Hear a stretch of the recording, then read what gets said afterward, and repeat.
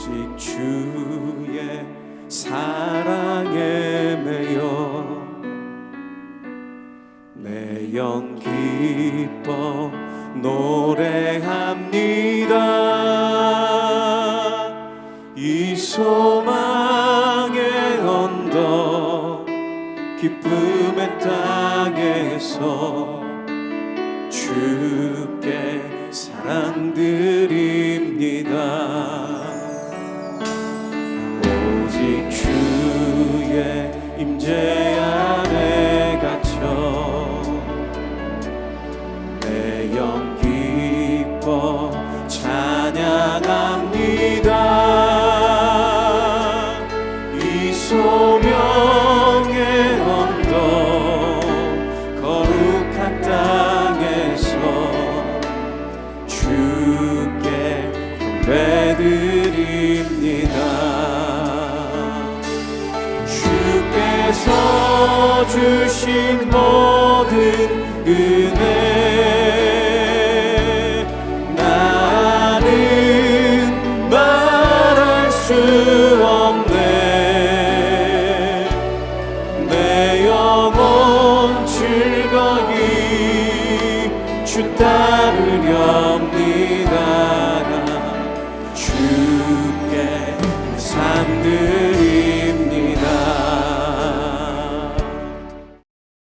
이스라엘의 왕과 유다의 여호사밧 왕이 길르앗 라못으로 올라가니라. 이스라엘의 왕이 여호사밧에게 이르되 나는 변장하고 전쟁터로 들어가려 하노니 당신은 왕복을 입으소서. 이스라엘의 왕이 변장하고 전쟁터로 들어가니라. 아람 왕이 그의 병거의 지휘관 32명에게 명령하여 이르기를 너희는 작은 자나 큰 자와 더불어 싸우지 말고 오직 이스라엘 왕과 싸우라. 병거의 지휘관들이 여호사밧을 보고 그들이 이르되 이가 틀림없이 이스라엘의 왕이라 하고 돌이켜 그와 싸우려 한즉 여호사밧이 소리를 지르는지라. 병거의 지휘관들이 그가 이스라엘의 왕이 아님을 보고 쫓기를 그치고 돌이켰더라. 한 사람이 무심코 활을 당겨 이스라엘 왕의 갑옷 솔기를 마친지라. 왕이 그 병거 모는 자에게 이르되 내가 부상하였으니 내 손을 돌려 내가 전쟁터에서 나가게 하라 하였으나 이날에 전쟁이 맹렬하였으므로 왕이 병거 가운데에 붙들려 서서 아람 사람을 막다가 저녁에 이르러 죽었는데 상처에 피가 흘러 병거 바닥에 고였더라. 해가 진력해 진중에서 외치는 소리가 있어 이르되 각기 성읍으로 또는 각기 본향으로 가라. 왕이 이미 죽음에 그의 시체를 메어 사마리아에 이르러 왕을 사마리아에 장사하니라. 그 병거를 사마리아 못에서 씻음에 개들이 그의 피를 핥았으니 여호와께서 하신 말씀과 같이 되었더라. 거기는 창기들이 목욕하는 곳이었더라. 아합의 남은 행적과 그가 행한 모든 일과 그가 건축한 상하궁과 그가 건축한 모든 성읍은 이스라엘 왕 역대 지략에 기록되지 아니하였느냐. 아합이 그의 조상들과 함께 잠에 그의 아들 아하시야가 대신하여 왕이 되니라. 사랑하는 성도 여러분, 오늘도 하나님의 말씀과 또 기도의 능력으로 승리하는 하루가 될 수 있기를 소망합니다. 우리가 잘 아는 영어 단어 해피, 즉 행복이라는 뜻을 가진 단어는 happen이라는 단어에서 유래했다고 하죠. 우연히 발생하다라는 뜻을 가진 단어가 happen입니다. 그렇다면 행복이라는 뜻을 가진 해피는 우연히 발생한 일, 어떻게 보면 행운이 가져다 준 결과, 이런 뜻을 내포하고 있죠. 뜻하지 않게 속된 말로 얻어 걸린 즐거움, 기쁨이 해피, 행복이 되는 것입니다. 하지만 하나님이 창조하신 이 세상 가운데 우연이라는 단어가 과연 성립할까? 모든 것은 창조주이신 하나님의 주권과 통치 아래 있고 하나님의 역사하심이 온전히 나타나는 이 세상에 우연이라는 뜻을 가진 단어가 설 자리가 과연 있을까? 이것이 과연 성경적이고 기독교적인 관점이라고 할 수 있을까? 우리는 한번 생각해 봐야 합니다. 성경 곳곳을 보면 어느 것 하나, 심지어 길가에 핀 꽃이나 풀 한 포기조차 하나님이 허락하셨기에 그 생명력이 유지되고 있음을 성경은 말하고 있습니다. 성경에서 소개되고 있는 수많은 인생사 이야기에서도 하나님의 세밀한 간섭과 섭리하심이 오롯이 나타나는 스토리가 무궁무진하죠. 이처럼 성경적 가치관, 기독교적인 세계관을 가진 사람이라면 이 세상은 모든 것이 하나님의 주권적 섭리 아래 다스림을 받고 있구나 하는 것을 깨닫게 되고, 이러한 깨달음이 있다면 그 주권자의 말을 잘 듣고 그 뜻을 헤아려 순종하겠다는 지혜자의 삶을 살아갈 수 있게 되는 것입니다. 오늘 본문에는 두 왕이 소개되죠. 남과 북으로 갈라진 이스라엘의 두 왕입니다. 남유다 왕 여호사밧과 북이스라엘의 악한 왕 아합이 소개되고 있습니다.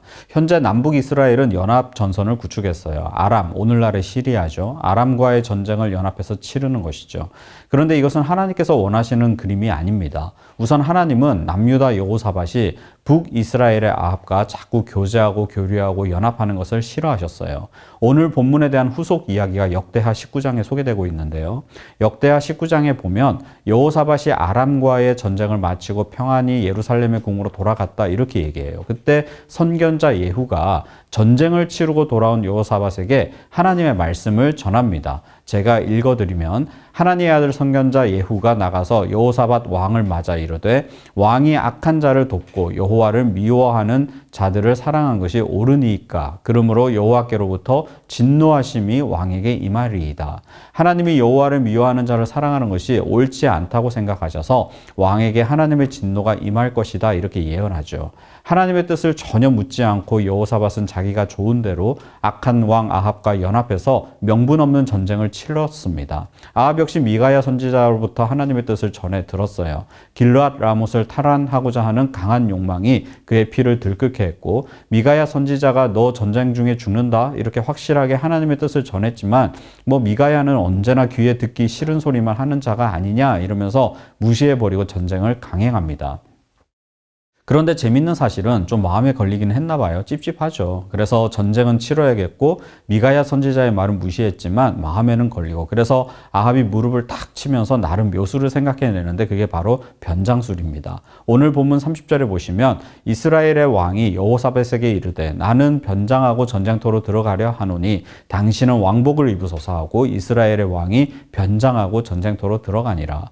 아합 자신은 왕이지만 저 이등병과 같이 일개 사병처럼 분장하고 갈 테니까 당신은 옥체 보존하소서 이 말이죠. 그러나 속뜻은 뭐예요? 제 대신 총알 바지하소서 이 말입니다. 어느 전쟁이나 고위 지휘관이 1차 목표가 되는 것은 그래야 전쟁의 승기를 빨리 잡을 수 있기 때문이죠. 가슴 아픈 일이지만 이스라엘과 하마스의 전쟁이 격화되고 있습니다. 계속해서 쏟아지는 기사가 이스라엘 측에서는 이 전쟁을 조기에 끝내기 위해 하마스 본거지를 수색하고 사령관, 지도자들을 빨리 처단하겠다 이런 입장이죠. 러시아 우크라이나 전쟁에서도 전쟁 초기에 군 고위 누군가가 사살당했다 하면 대대적인 보도가 이루어지지 않았습니까?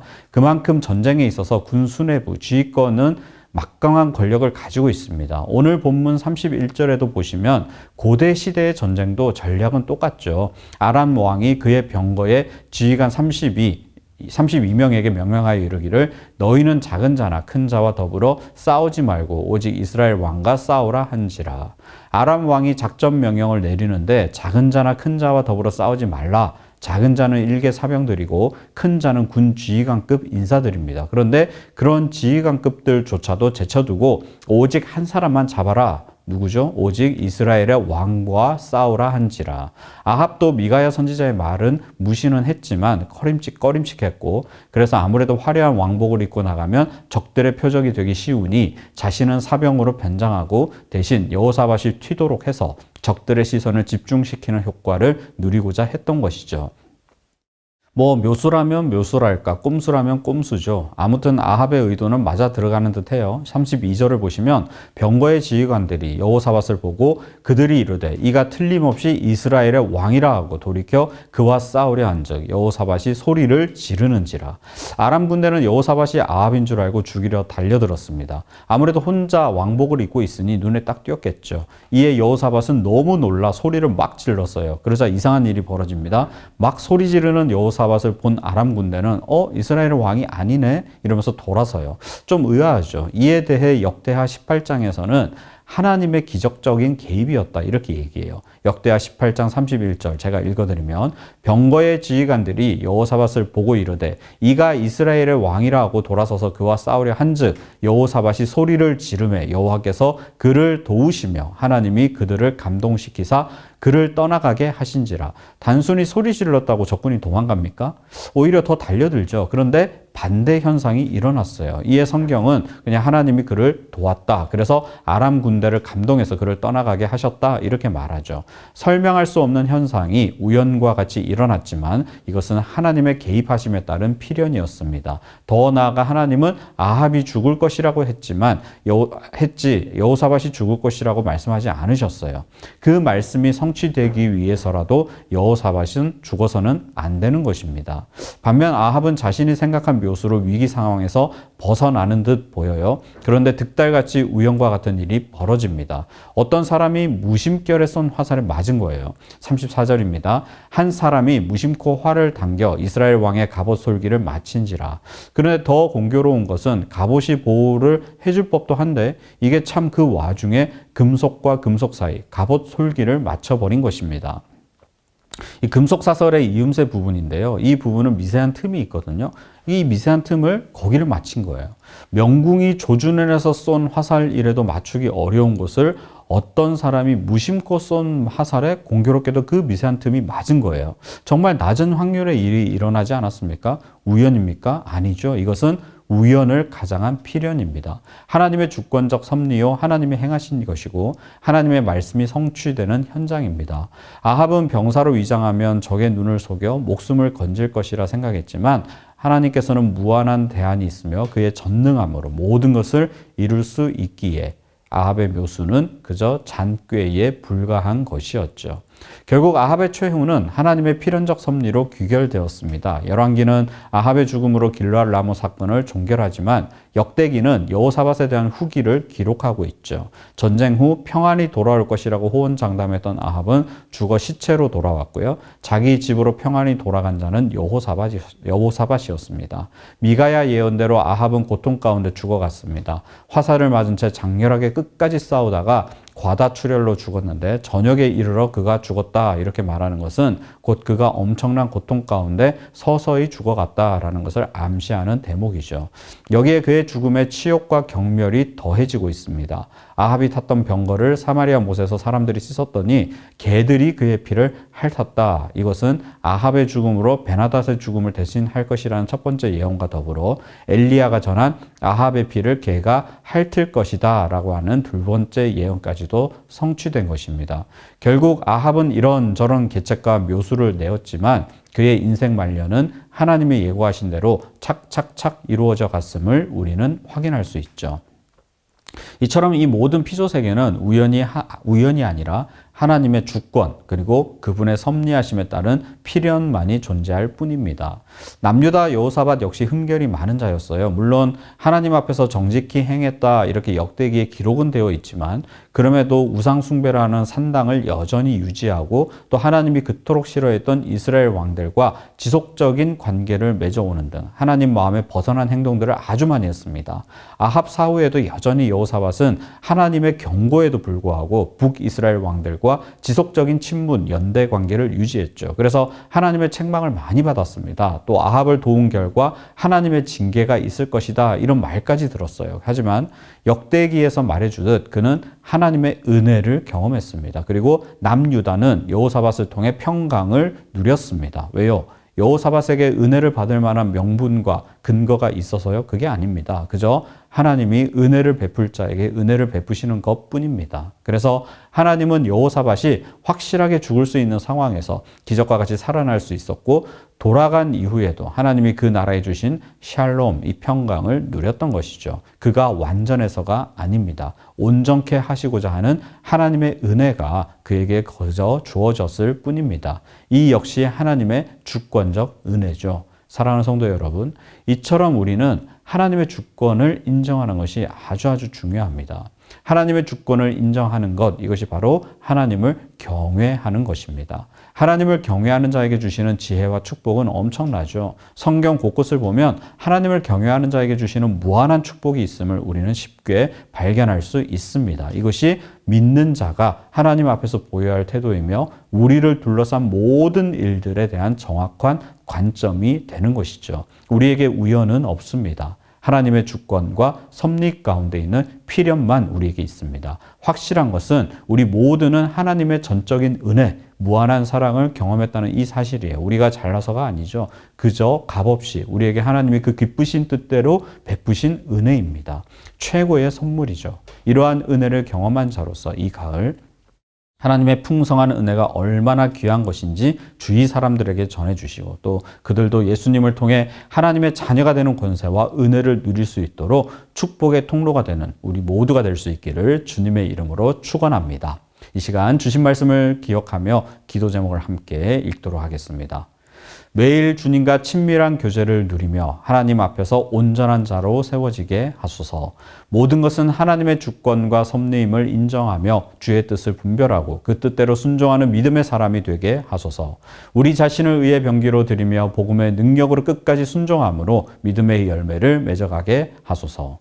이어서 행복 축제를 위해서 함께 기도하겠습니다. 진행되는 해피 미션들을 통해 VIP의 마음이 활짝 열리도록 인도하여 주소서. 작정하고 기도한 모든 VIP들이 이번 행복축제를 통해 우리의 영원한 생명이요 소망 되시는 예수님을 만나게 하시고 더 사랑의 교회 한 가족이 되는 기쁨을 누리게 하소서. 행복축제 게스트 경성구락부와 헤리티지 매스콰이어의 공연과 찬양을 통해 VIP의 마음을 옥토밭으로 만들어 주시고 행복축제 강사로 세우신 이인호 목사님과 박정근 목사님, 박성규 목사님에게 성령의 능력을 덧입혀 주셔서 우리 VIP들에게 온전한 복음을 선포하게 하소서. 이 시간 다 같이 기도하시겠습니다.